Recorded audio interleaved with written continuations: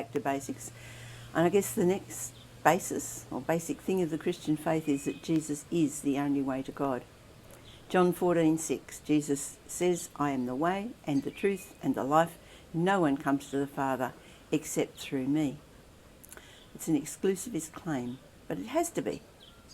Jesus was God, and he came to show us who God was. Philip asked him, Father, show us the Father. And Jesus replied, anyone who has seen me has seen the Father. So it's silly to try and find other ways to God when Jesus has come and shown us.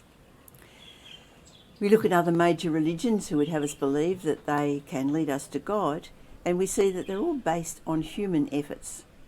Muhammad was a man who believed that God gave him a special message. Buddha never claimed to be a god, but he found a way of meditation that he said led to enlightenment and peace. Hindus have many, many gods, and they seek to live such a good life that they'll come back somewhere higher up the scale in their next life until eventually they don't have to come back. They can be in nirvana. There are lots of other religions around the world, but they're all human beings trying to explain the meaning of life. The only religion apart from Christianity that acknowledges the one true God, of course, is the Jewish people, because they were the people that God called out of Egypt, and he began to teach them about himself. Their issue is that they did not recognise Jesus. They didn't see that he was the fulfilment of all the scriptures that they had. After Jesus' resurrection, we read that he was walking along a road, and two followers were walking along there. They didn't recognise that it was Jesus. And he was asking them what the problem was, and they were saying they'd heard these rumours that the grave was empty and perhaps Jesus was alive. They didn't understand it. And so it says, and Jesus began to explain the scriptures to them.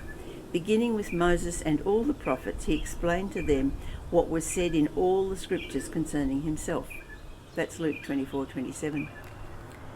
He'd also said a similar thing to the Jewish leaders while he was alive. He was talking about being from God, and they were accusing him of lying and being deluded. And John 5:39 says, Jesus said to them, you study the scriptures diligently because you think in them you possess eternal life. These are the very scriptures that testify about me, yet you refuse to come to me to have life. Their blindness was in not accepting Jesus, that he was the perfect revelation of God, and that he was the means by which they could inherit eternal life. The claim of Jesus is exclusive, but the call of God is inclusive. John 3:16 we read, God so loved the world that he gave his one and only Son, that whoever believes in him should not perish but have eternal life. God's call is inclusive. It's open to anyone who believes. The exclusiveness comes by the choice that we make. People choose to be excluded by rejecting Jesus. God's desire is for everyone. Matthew 18:14. In the same way, your Father in heaven is not willing that any of these little ones should perish. God's desire is for all, but the choice is ours.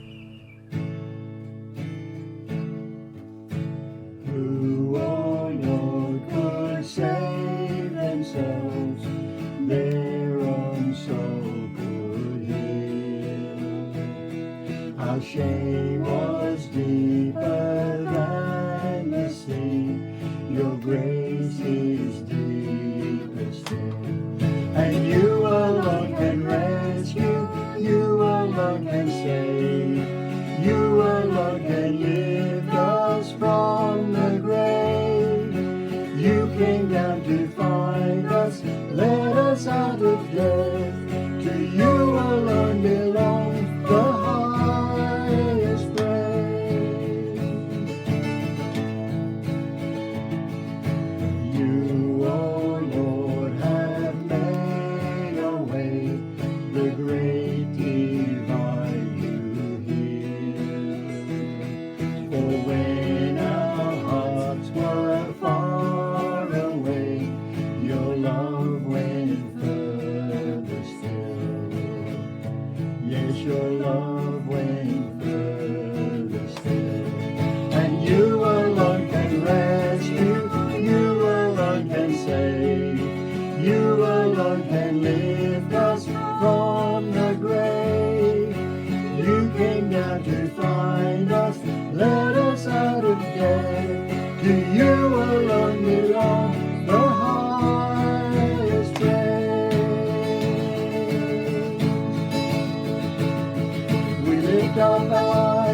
up our eyes, you're the giver of life.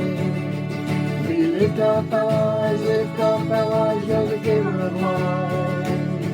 We lift up our eyes, you're the giver of life. We lift up our eyes, you're the giver of life.